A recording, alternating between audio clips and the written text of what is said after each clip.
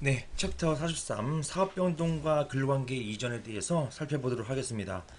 자, 요 파트는요, 2013년도에 그 영업양도가 기출된 바가 있습니다. 그리고 2015년도에는 분할이 그대로 출제가 되어서 일단은 상당히 많이 시험에 나왔어요.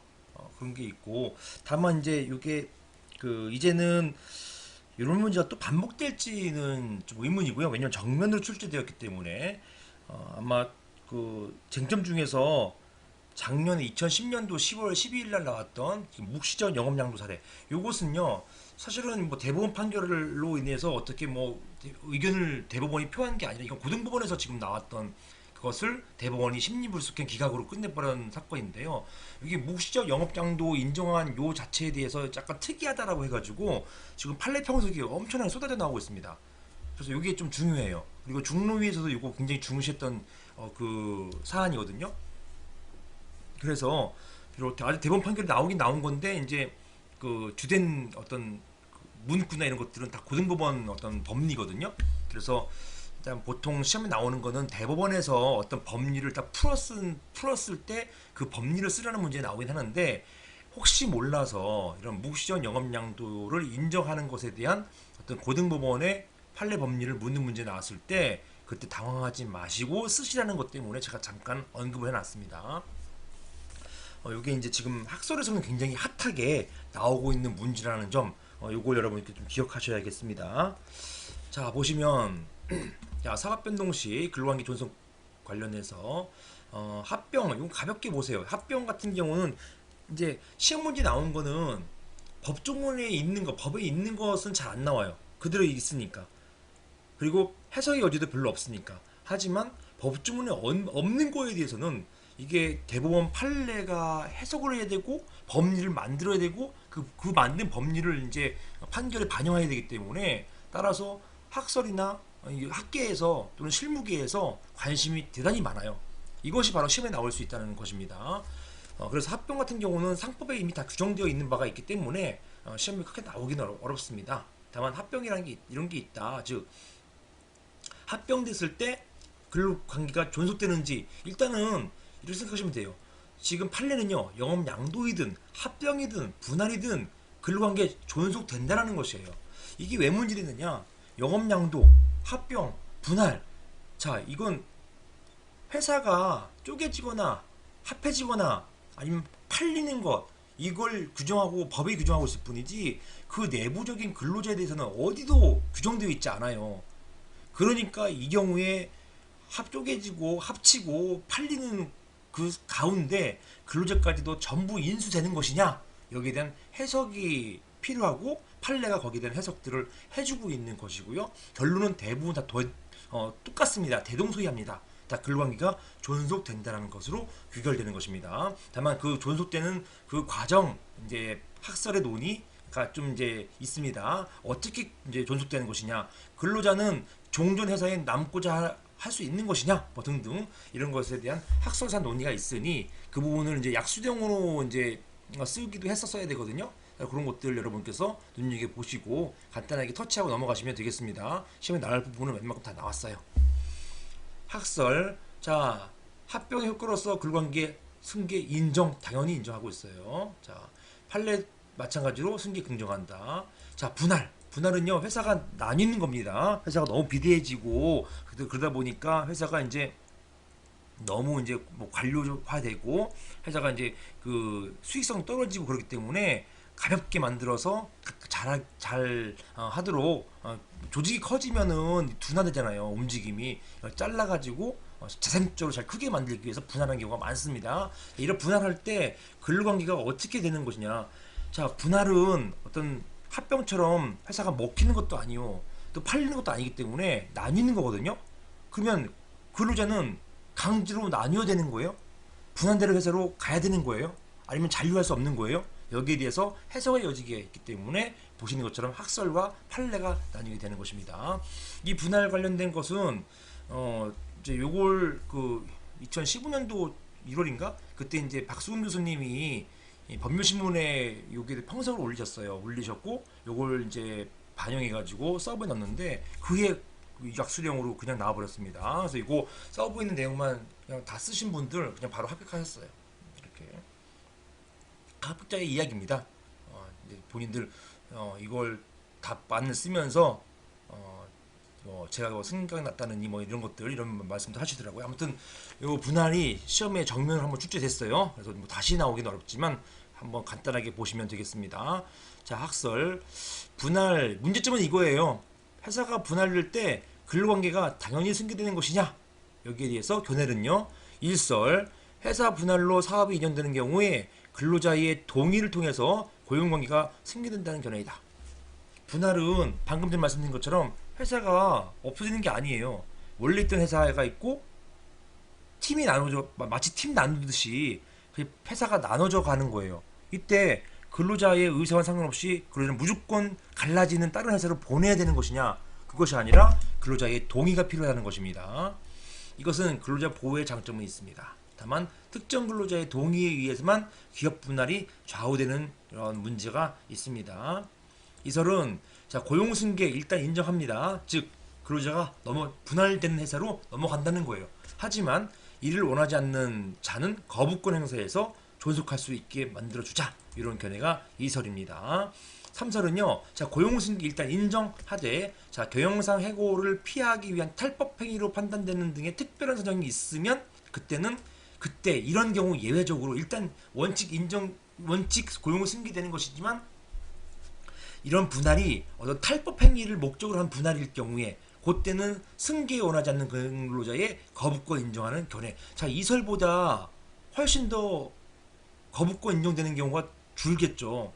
왜? 근로자는요, 이 회사의 분할이 회사가 경영상 해고를 피하기 위한 탈법 행위로 이제 탈법 행위다라는 것을 입증해야 되는 어떤 입증 책임이 생겨버리는 거예요. 따라서 이 3설 같은 경우는 근로자가 거부권 행사가 인정되는 예가 아주 줄어들 것입니다. 요게 1설, 3설이에요. 판례는요. 종전 판결은 1설과 2설 고대 요런 견해였는데요. 요런 견해가 한두 개씩 다 있었는데 최근 판결은 이렇게 판단하고 있습니다.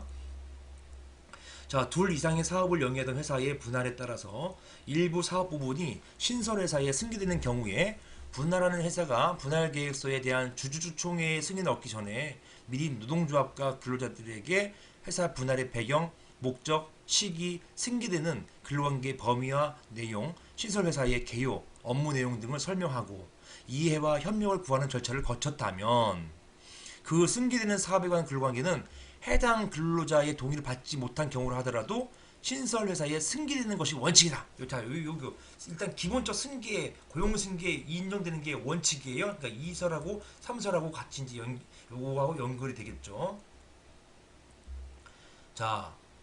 다만 회사의 분할이 근기법상 해고의 제한을 회피하면서 해당 근로자를 해고하기 위한 방편으로 이용되는 등의 특별한 사정이 있는 경우에는 해당 근로자는 근로관계 승계를 통지받거나 이를 알게 된 때로부터 사회통념상 상당한 기간 내에 반대 의사를 표시함으로써 근로관계를 승계를 거부하고 분할하는 회사에 잔류할 수 있다라고 판시해서 이것은 뭡니까? 3설이잖아요. 3설. 따라서 이 3설, 즉 일정한 조건을 전제로 신설회사의 고용관계 승계를 인정했다. 즉 거부권 행사하지 않는 거, 그리고 거부권 행사가 인정되려면 이것이 회사가 이런 정리해고를 잠탈하기 위한 목적이었음을 입증해야 되는 것입니다. 여기에서 이런 것들, 이런 전제로서 고용승계가 인정되었습니다. 검토. 고용승계에 대한 거부권은 해고, 회피 등의 특별한 사정이 존재하는 경우로 한정해서 종전 판결보다 그 범위를 제한했습니다.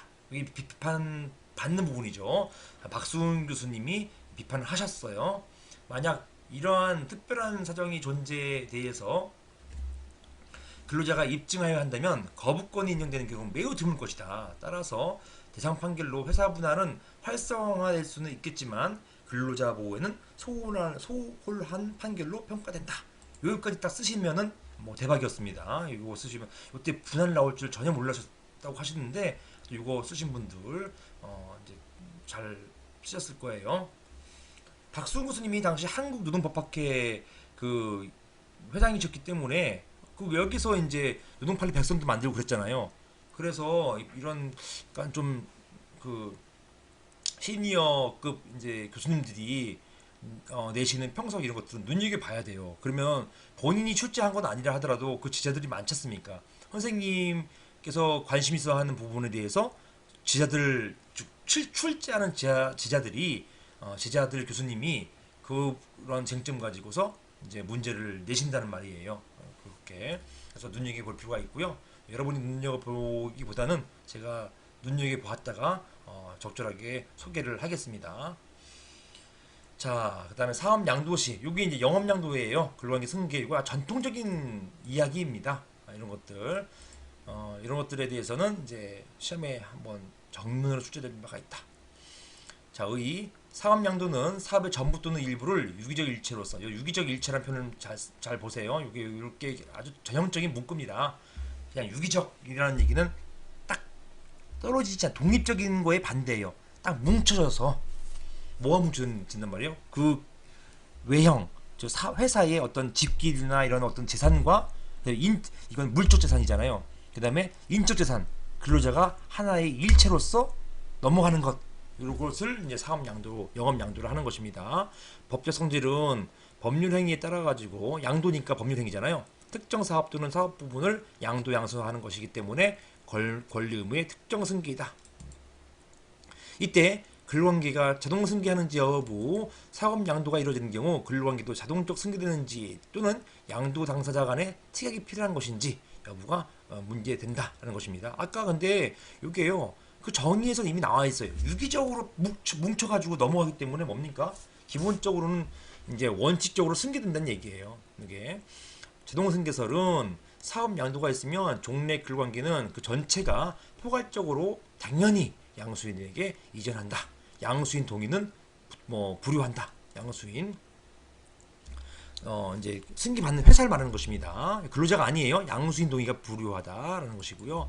왜냐, 유기적인 제기로 넘어가기 때문에. 원칙 승계설은요, 자, 근로관계 승계에 관한 약정이 없다 하더라도 영업 양도에 관한 합의 속에는 원칙적으로 근로관계를 포괄적 승계를 하는 내용의 합의가 포함된 것으로 해석한다. 왜냐, 유기적으로 넘어가는 것이기 때문에. 다만 근로관계의 승계를 배제하기로 하는 반대특약이 인정한다라는 것입니다. 반대특약 인정된다는 건 뭐예요?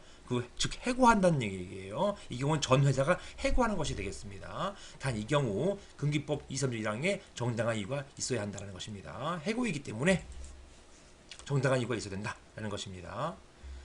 자, 다음 승계 합의설은요. 자, 고용관계를 양수인에게 승계할 것인가 여부는 양도 당사자 간의 합의에 의해서 자유롭게 정해야 된다. 회사끼리 알아서 한다는 얘기예요.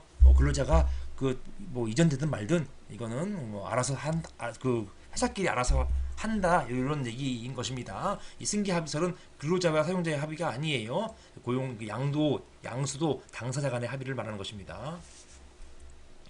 자, 어느 것이 합리적입니까? 기본적으로 이 원칙 승계설을 따르고 있다, 이렇게 보겠습니다. 판례는요, 영업양도의 의미는 일정한 목적에 의해서 조직화된 총체, 즉 물적, 인적 조직을 동일성 유지하면서 일체로서, 이게 일체가 유기적 일체예요.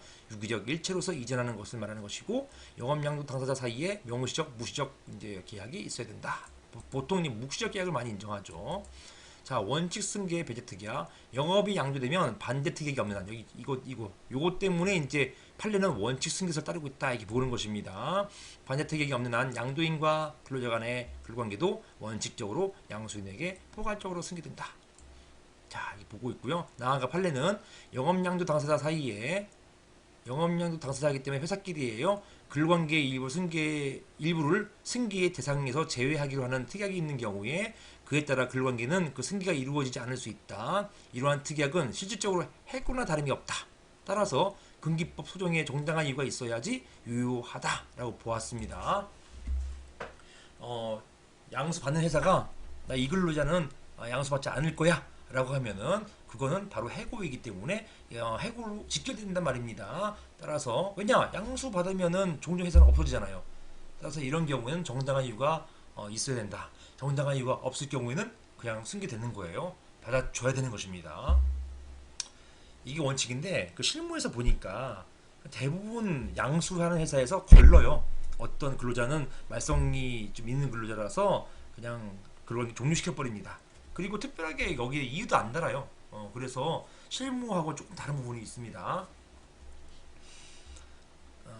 대부분은 이제 양수하겠지만 일부 문제 유발하는 또는 조직에 적응하지 못하는 근로자들은 양수하는 회사가 그 부분들 이제 해지시켜 버리고 양수를 안 받아요. 그럴 경우에 이 판례에 따르면은 이제 뭐 당연하게 양수되어서 근로자임을 양수 회사에다가 자기가 양수 회사의 근로자임을 확인을 구할 수 있는 여지는 있어요. 그런데 이게 실무에서는 또 소송을 또 하는 것 자체가 부담스럽고 그리고 또 다른 직장 찾으면 되니까 보통 문제가 되지는 않습니다. 실무에서는 대부분 정리를 합니다. 자, 그리고 또 그 근로자가 부당해고를 다투는 경우가 드물어요. 이렇게 실무하고 요 학설의 논의, 그 판례도 좀 다르다는 것입니다.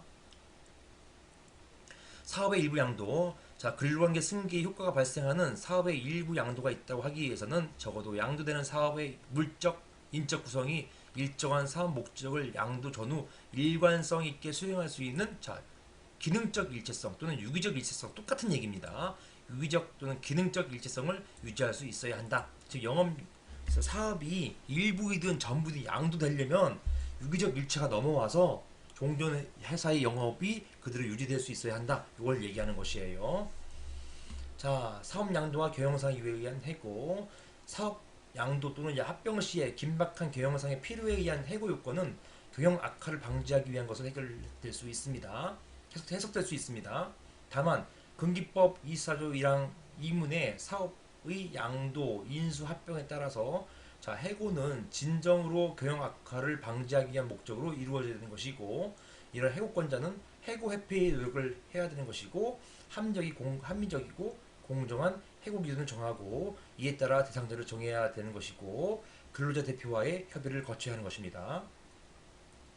판례는요, 정리해고는 기업의 유지 존속을 전제로 하여서 긴급한 경영상의 필요에 따라서 기업에 종사하는 인원을 줄이기 위해서 일정한 요건 아래 근로자 중에서 일부를 해고하는 것임에 반해서 회사의 해산 등에 따라서 기업이 소멸함으로 인해서 근로자를 해고하는 것은 정리해고에 해당하지 않는다. 따라서 이 해고에 정당한 사유가 있는 한 유효한 것이다. 이렇게 본 사례가 있습니다. 따라서 이제 요 사업 양도에 따른 이런 경영상 해고는 일반 경영상 해고하고 달리 본다. 그것이 판례 태도가 되겠습니다. 자, 보시면 요 회사의 해산 등 뭐 이런 것들 한번 쭉 읽어보세요. 다음, 자, 사업 변동 시 근로관계 내용의 보호. 양수인과 양도인의 법적 지위. 양수인은 기존 근로관계에서 발생하는 모든 권리 의무를 승계한다. 양도인은 모든 권리 의무가 이제 소멸된다가 되는 것입니다. 양도인과 근로자 간의 근로관계는 종료된다.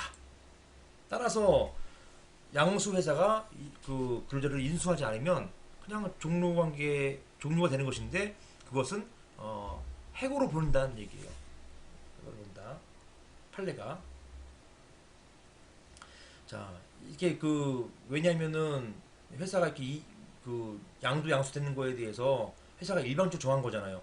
근로자의 어떤 의견을 묻고 양수한 게 아니기 때문에 그렇습니다. 따라서 사용자의 일방적 의사표시에서 근로관계를 종료한 것으로 이제 보아주고 있는 것이에요.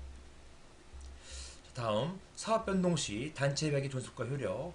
자, 문제점 보시면 사업 변동 시 단체 협약도 승계되는 것인지 여부가 문제된다인데요. 기본적으로 단체 협약이나 취업 규칙도 기본적으로 승계된다. 이게 결론부터 알고 가시면 되겠습니다.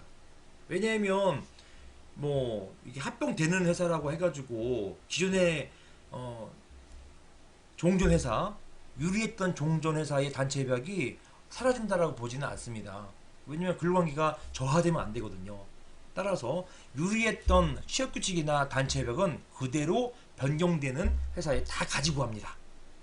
그러면 이제 단체 협약이나 취업규칙 두 개가 돼버리잖아요. 요거는 어쩔 수 없다고 보고 있어요. 판례가 어쩔 수 없고, 요거는 다시금 새롭게 취업규칙을 만든다든가 통일된 취업규칙을 만든다든가 통일된 단체 협약을 만들어야 된다. 이렇게 보고 있습니다. 자, 근로자를 보호하기 위한 궁여지책이에요. 어쩔 수 없는 해석이라고 보여집니다.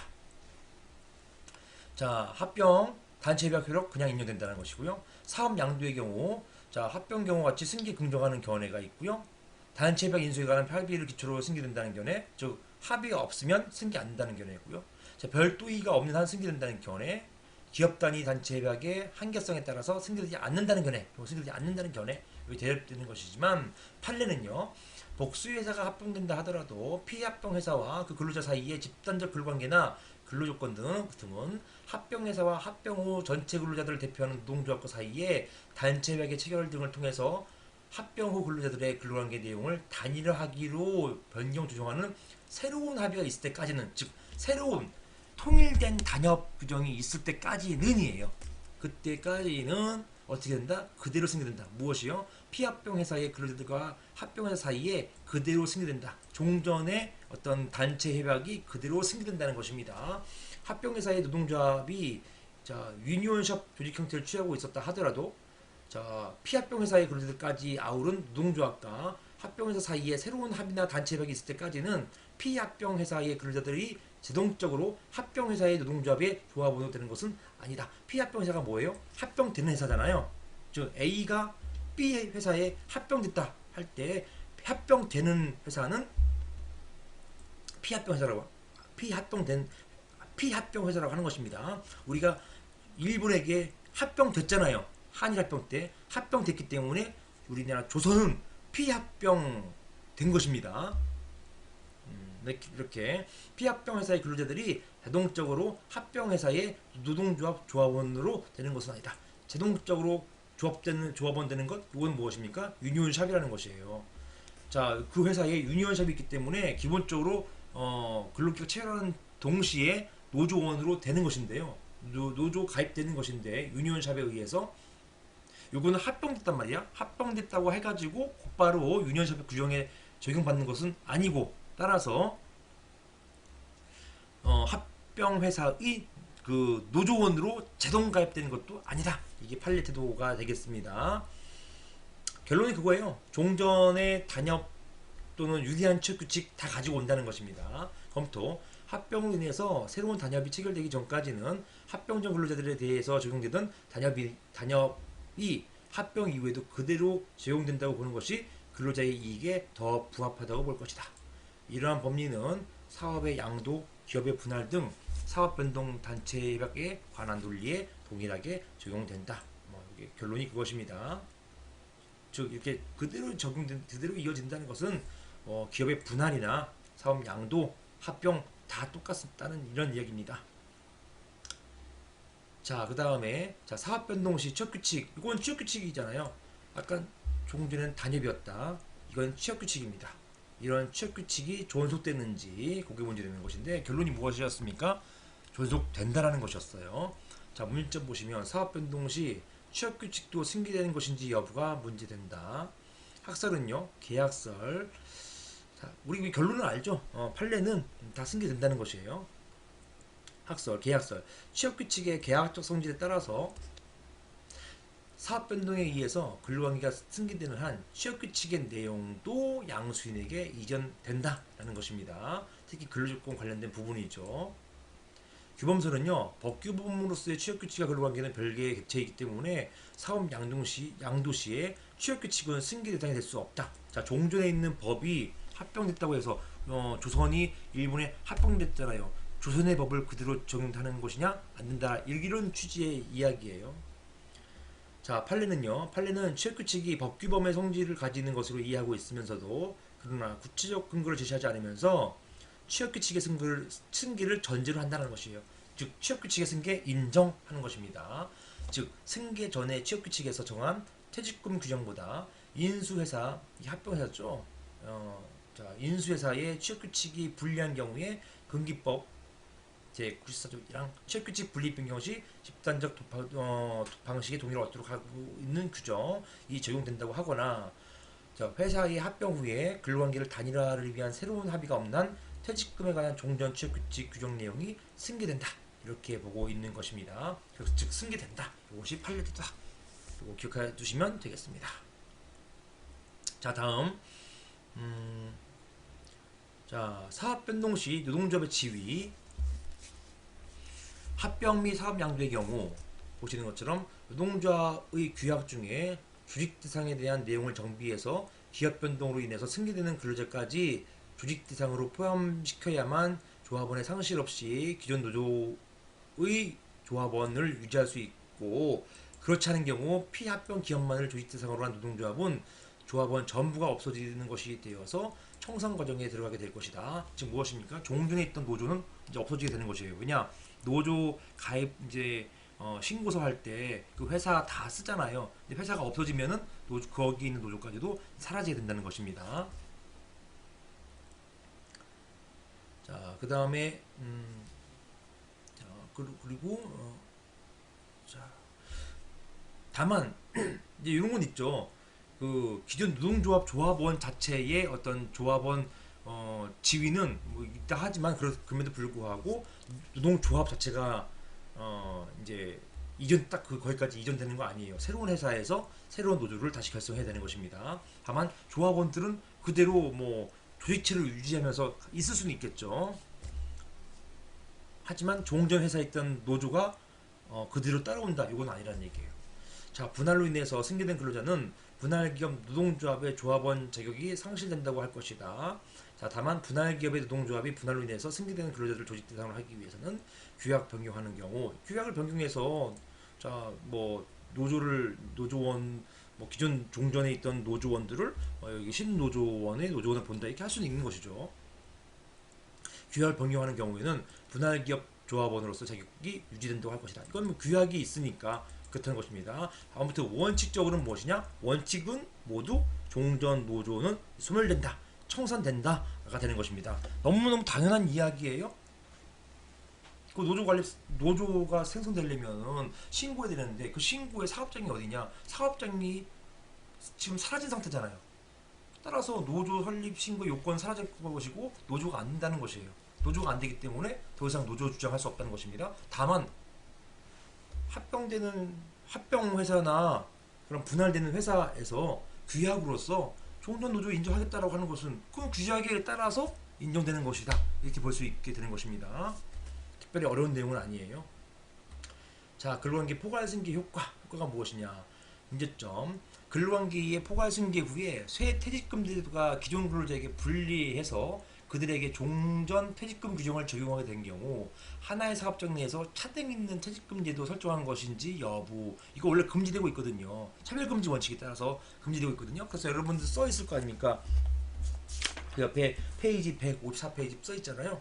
자, 이거 차별금지 이거 이제 차별이 금지되는 경우 차별금지 원칙에 반하는 것이 아니냐 이것인데요. 판례는요 어쩔 수 없다고 보고 있어요. 이거 불가피하다. 판례는 근로관계 포괄적 승계 후에 새로운 퇴직금 제도가 기존 근로자의 기득의 이익을 침해하는 것이어서 그들에게는 그 효력이 미치지 않는다는 얘기예요. 부득이 종전 퇴직금 규정을 적용하지 않을 수 없어서 결과적으로 하나 사업장 내에 별개의 퇴직금 제도를 운영하는 것으로 되었다 하더라도 이거 원래 법에 금지되고 있습니다. 이러한 경우까지 법이 금지하는 차등 있는 퇴직금 제도 설정하는 경우에 해당된다고 볼 수 없다. 발표했습니다. 어쩔 수 없다라는 것이에요.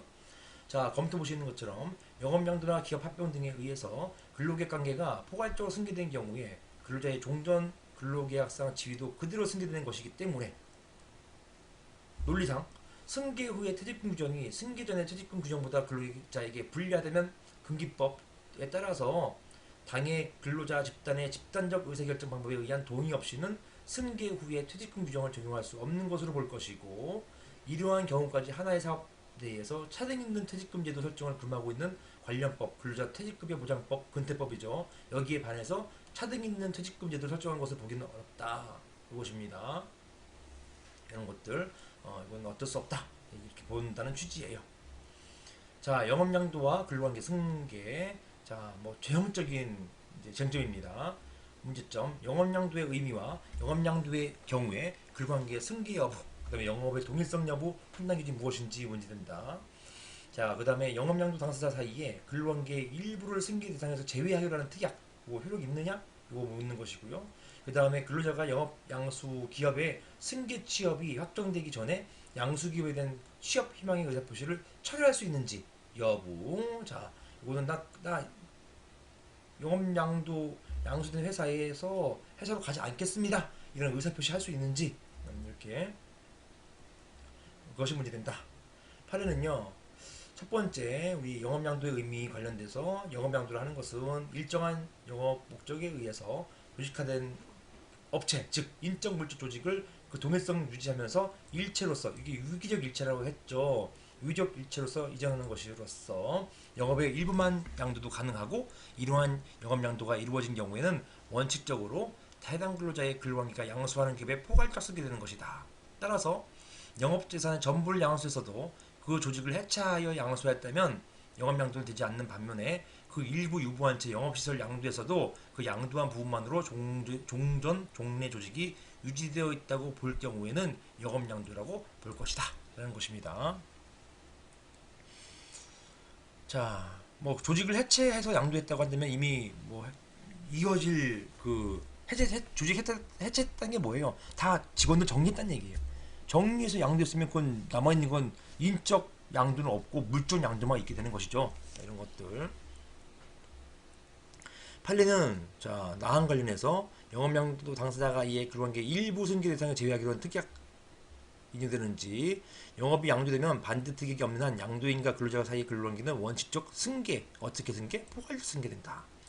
영업양도 당사자 사이에 근로관계 일부를 승계의 대상에서 제외하기로 하는 특약이 있는 경우에 그에 따라 근로관계의 승계가 이루어지지 않을 수 있지만, 그러한 특약은 실질적 해고나 다름이 없기 때문에 근로기준법에 따라 가지고 정당한 이유가 있어야 된다는 것입니다. 따라서 정당한 이유가 없을 경우에는 부당해고로서 무조건 양수해야 한다라는 것입니다. 자, 그 다음에 근로자가 그 양수기업에 안 가겠다고 버틸 수 있는지 문제이에요. 판례는 영업양도에 의해서 양도인과 근로자 사이의 근로관계는 원칙적으로 포괄 승계되는 것이지만, 근로자의 반대 의사 표시를 함으로써 양수기업에 승계되는 대신에 양도기업에 잔류하거나 또는 양도기업과 양수기업 모두에서 퇴직할 수 있다라는 것입니다. 이때 영업이 양도된 과정에서 근로자가 일단 양수기업에 취업을 희망하는 의사 표시를 했다 하더라도, 그 승계취업이 확정되기 전이라 한다면 그 취업 의사 표시를 처리하는 방법으로 이 반대 의사 표시에서 탈퇴할 수 있다, 이렇게 보았던 것입니다. 자, 잔류할 수 있다는 것입니다. 여기서 승계취업이 확정된 경우라면요, 그때는 잔류는 안 되죠. 승계취업이 확정된 이후에는 잔류는 안 되고 그 해당 회사에서 그냥 나오는 수밖에 없어요. 그렇게 되는 것입니다. 아무튼 의사표시 처리할 수 있다. 자, 그럼 또 우선 영업양도로 근로관계가 포괄적 승계되는 경우로 포괄적 승계된다. 그리고 근로자 일부를 승계 배제하는 특약은 비록 그 일부가 양도기업에 잔류하도록 되는 것이라서 명백히 해고는 아니지만 그 성질이 있어서 실질적 해고로 볼 수 있다. 따라서 근기법 23조 1항에 정당한 이유가 있어야 한다. 다만 근로자는 승계 취업 확정 전에 취업 의사 표시 처리해서 양도기업에 잔류하거나 양도기업, 양수기업 모두에서 퇴직할 수 있다고 보는 것이 근로자 이익에 합치한다라는 것입니다. 자, 요게 이제 2017년도 10월에 나왔던 판례이고, 요게 이제 지금 평석이 많이 이루어지고 있는 것입니다. 제가 여러분들 이런 문제 나오면 일단 혹시라도 나왔을 때 이런 것들 쓰게끔 하기 위해서 간단하게 정리해 놨습니다. 판례는요, 이게 용역업체 변경했어요. 자, 용역업체 변경하는 경우는 용역업체는 누가 변경합니까? 그 메인 어떤 회사가 있을 거 아니에요. 회사가 있고 거기에서 그 일을 해줄 용역업체를 선정할 거 아닙니까? 현대미포조선이 또 어떤 그 하드업 회사를 이제 용역업체 선정했다가 다른 업체로 변경한단 말이에요. A 업체 선정했다가 B 업체 변경해요. 누구의 의사에 따른 것이에요? 현대미포조선이라고 하는 회사의 메인 회사, 즉 주된 회사의 의사에 따라서 용역업체가 변경된단 말이에요. 그런데 즉 여기는 A 회사와 B 회사 사이에 어떤 뭐 관계가 없어요. 뭐 영업 양도한다는 양도 양수기 없어요. 그냥 A 회사 잘려버리고 그냥 B 회사가 들어가는 것이에요. 그런데 이것을 근데 보니까 근로자는 고스란히 있단 말입니다. 이것을 묵시적으로 영업 양도한 것처럼 볼 수 있는지, 이게 문제된다라는 것인데요. 약간 이해는 안 되죠. 왜냐? 자, 보시는 것처럼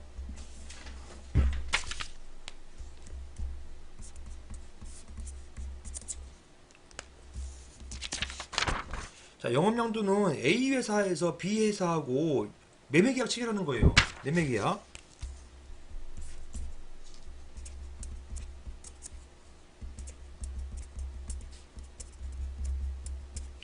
영업 양도의 양도.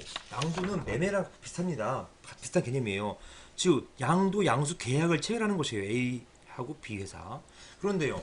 여기 보시는 것처럼 요역 업체 변경은요. 여기는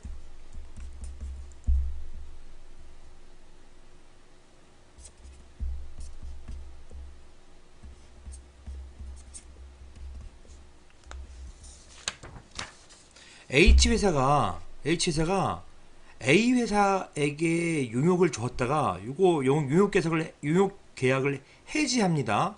끊어버리고 이제 B 회사에게 새로운 용역 계약을 체결하는 거예요. 지금 A하고 B 사이에는 어떠한 요 위와 같은 이런 양도 양수 계약이 없거든요. 그럼에도 불구하고 보니까 근로자는 여전히 A 회사에 근로하고 있던 근로자가 B 회사에서도 그들 여전히 그 현장에서 근로하고 있다는 말이에요. 이것을 묵시적으로 마치 위에서 본 것처럼 요런 것처럼, 비록 여기는 없지만 A, B 간에 어떤 거래 관계가 없지만 이것처럼 이렇게 된 것처럼 인정해 줄 수 있는지, 명시적 영업양도는 아니지만 묵시적 영업양도로 인정할 수 있는 것인지, 이게 문제된다는 것입니다.